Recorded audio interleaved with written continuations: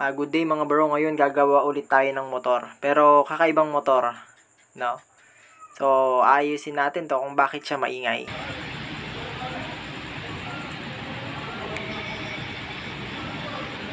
Ayun, so may idea na ba kayo kung bakit maingay itong motor na to? Okay, so i-switch natin, pakinggan yung maigi Sa tunog pa lang, parang hindi ko alam kung bilingan siya or kung pamilyar ba kayo sa kuliglig. Parang ganun siya kaingay, no? Ayun.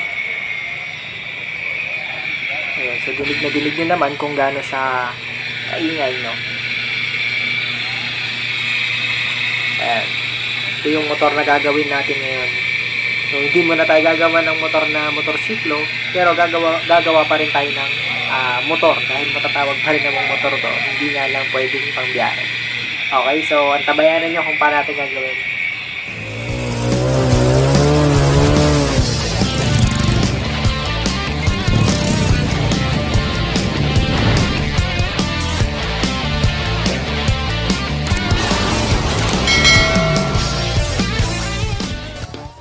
Okay, so ngayon, baklasin muna natin tong kanyang propeller or matatawag na hélice.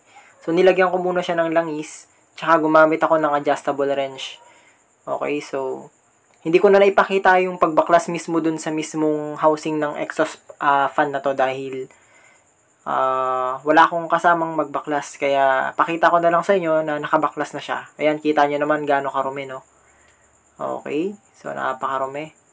So, gamit tayo ng Allen wrench na 532 ang size dahil yun yung tools na kailangan para mabaklas. So, kita nyo naman, 532. Okay. So, baklasin natin. After nating mabaklas yung nut doon, ito naman. Okay. So, ayan. Napag-desisyon na nating baklasin na tong motor na to kasi kapag nasa taas kasi siya, pag umaandar, sobrang ingay niya mga bro. Kung ano yung narinig nyo nung una sa unang video natin na wala siyang propeller or hélice, mas malala pa dun yung problema nito. So, grabe. So, subukan natin gawin, baka sakali, no? So, ayan, tanggal na natin yung kanyang propeller or hélice. So, ito na yung itsura niya, no? So, ayan. Ito yung, tanggalin natin tong apat na bolts and nuts na So, madali lang naman to mga bro. Gagawin nyo lang dito pag mga ganitong kinalawang. Lagyan nyo lang ng langis. Ayan. So, na-expose na natin yung nasa loob. So, ganito lang siya. Ayan, o. Makikita nyo, meron siyang, ayan. Ito yung bearing. Ayan. Ito yung kanyang rotor. Ayan. Ito yung kanyang bearing. Ayan. So, dalawa. So, kita nyo naman. So, napakarumi. Ito medyo freewheeling pa yung kanyang bearing pero yung likod ayun. So kita na natin yung problema. Ito, pakinggan niyo no. Napakagaspang. Ito medyo okay pa nga to eh. Okay, so kita na agad natin yung problema. So dito pa lang sa may bandang likuran. Ayun no. Ayan. So napasukan na siya sa sobrang tagal na siguro nito. Ayun. So, pumasok na dun sa mismong bearing, kaya siya nag-i-stack up at, ayun nga, parang natuyuan na ng grasa sa loob. Kaya siya maingay. So, tanggalin na agad natin yung kanyang rear bearing, no? So, pareho lang yung size nito, mga bro. Sunod natin yung sa may bandang harap. So, madali lang din kasi tanggalin tong mga to. Ayan, so, kailangan nyo lang ng martilyo, tsaka flat screwdriver or screwdriver na Philip, pwede yun. Ayan, so, pang-tanggal lang naman. Okay, yun. So, tanggal na natin. Ngayon, hanapan natin ng kasukat to dahil pares lang naman to. Okay? So, lilinisin din natin tong rotor na yan. So, ayan. After ng ilang minuto, nakalabas tayo at nakabili. Ayan. Yan yung number niya, 6203ZZ. Ang ibig sabihin kasi niyan is, yung ZZ ay silyado, no? Shielded metal yung bearing na kailangan. Kasi nga, pang exhaust fan to. So, kailangan siyang may shield. So, ito yung bibili nyo. 6203 kung kagaya nung mababaklas nyo ring exhaust fan, no? So, ayan na nga at nakabili na tayo. So, tingnan natin. Huwag kayo malilito mga bro, baka kasi magtaka kayo kung bakit ang nakasulat lang dito is 6203Z. Ang ibig sabihin kasi niyan, kasi Z ito yung part na isang shielded at dun sa kabila is another Z. Kaya syempre pag pinagsama mo, 6203ZZ. Ayun, so ayan o, 6203Z. 6203 din, 6203Z din sa kabila. So, 6203ZZ nga. Shielded siya kabilaan. So, ayan. Hindi ko na naipakita yung paglilinis. So, nilinis ko siya ng diesel. Tsaka, sinabon ko na rin, no, para, ayun, tanggal na yung mga dumi.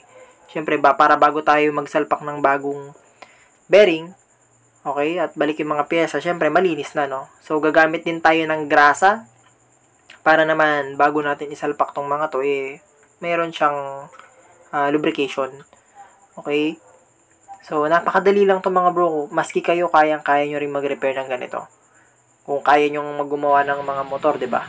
Na pang motorsiklo. So, yung mga ganitong imagine nyo, para lang din kayo nagbukas ng stator coil ng motor. Kasi halos ganito lang din yon. Pinagkaiba nga lang, mas malaki. Actually, mas madali pang ang baklasin to kaysa dun sa mga sa motor Oo. Ayan, so lagyan din natin ng grasa. Ito, imagine nyo, ito yung sigunyal no? Tapos ito side bearing. Parang ganun lang din to. Okay, so salpak na natin. So, gagamit ako dito ng PPR na putol. 3/4 ang size ata nito So, tsaka ako, alalayan nyo lang na ng pukpok, wag masyadong malakas. Yung saktuhan lang na wag namang masira yung bagong bearing. So, bakit yun ang ginamit ko? Para yun nga, hindi direct na metal yung tatama. Ayan. So, ang ganda ng play, no? Ganon din naman sa kabila. Pero, dito sa kabila, lagyan din natin ng konting grasa. Tsaka, lagyan din natin, madali na lang ilagay yung, sa may panglikurang bearing. So, kahit kamayin nyo na lang, hindi na, hindi na kailangan ng kahit anumang tool. So, ganyan lang, Ba't ba natin siya nilagyan ng grasa? Siyempre, para hindi siya basta-basta kalawangin ulit. Dahil nilinis na natin yung niyan. Mismong shafting niya. So, ang tawag pala dito mga bro ay rotor. At ito naman yung kanyang stator, yung may mga copper dyan. Okay? So, dito, sa may paglalagyan ng mismong bearing, lagyan din natin ng konting grasa. Para naman pagka naipit na yung bearing is, habang umiikot siya or umiinit, pag umaandar, na-absorb pa rin nung bearing yung mga grasa. So, balik natin tong kanyang mga wave washer. So, ito pala is 2 piraso dito, no? 2 piraso yan. Ganon din naman dun sa likuran na takip nito. 2 piraso din yung kanyang wave washer. So, ang purpose pala ng wave washer na yan, kapag kasinara na natin yung casing, hindi luluwag yung mga bearing, no? Or kumbaga siya yung taga-align ng mga bearing para maganda yung bounce habang umiikot siya. So, ayan, salpak na natin yung rotor. Check nyo rin yung play kung tama ba. So, upon checking naman, so, solid yung play. Ayan, kita nyo naman, ganda ng ikot, no? Tsaka ramdam ko na wala na siyang sumasabit-sabit. Siyempre, bago yung bearing natin, kaya maganda na yan. So, ayan. So, dito, hindi ko na rin tinanggal. Nga pala, pakita ko sa inyo, bago pala kayo magbaklas na ito, lagyan nyo ng palatandaan. So, ako kasi nilagyan ko ng palatandaan para at least, 'di ba? Kung paano niyo siya binaklas nung una, ganun niyo lang din siya ibabalik. So, ayan, may guhit din 'to. Ang gagawin ko, tsaka ito, pagtatapatin ko lang 'yan para sureball na hindi ako magkamali ng alignment or arrangement ng back niya, cover niya. So, lagay ko na rin yung dalawang wave washer kung paano ko ginawa dun sa una. So, ayan. Tsaka, balik na natin yung mga bolts and nuts. So, ganun lang mga bro, no? So, di ba? Anong mas mahirap? Yung sa may motor ba o ito? Sa motorsiklo ba natin yung ganito? Di ba? Medyo mas mahirap pa nga sa motorsiklo. Ayun. So, ito mas madali, di ba? Kung lalo ang problema nito is lang, sa maingay lang, no? Okay, so, ito, subukan na natin. Ayan, nalinis ko na rin lahat. Kita nyo naman. So, pakinggan nyo yung pagkakaiba. Ayun, so, ayun, ang sarap ng tunog. So, ito naman yung before. So, ito yung before. Ayan, diba? Nakakangilo no? So, pakinggan yung before, Ito yung before. So, ito na yung after naman. After. Ayan, O, diba? So, imagine, kung yung ingay na yun kanina, may propeller, sobrang nakakangilo talaga siya eh. Hindi ko lang talaga na video eh, sayang eh. Pero, kita nyo naman siguro yung diferensya. So, dito, kita nyo naman nung nalinis na natin, napalitan natin ng bearing. So, yun lang pala yung problema. Yun lang talaga yung halos na problema nito. So, kung kayo maka-encounter ng gano'n, alam nyo na yung gagawin, di ba? So, alam nyo na rin yung proseso kung paano siya binabaklas. So, ganun lang siya kadali talaga mga bro. Maski kayo talagang kayang-kaya nyo, basta meron lang kayong mga tools, no? Importante yon. So, ayan. Kita nyo na, napakatining eh, no?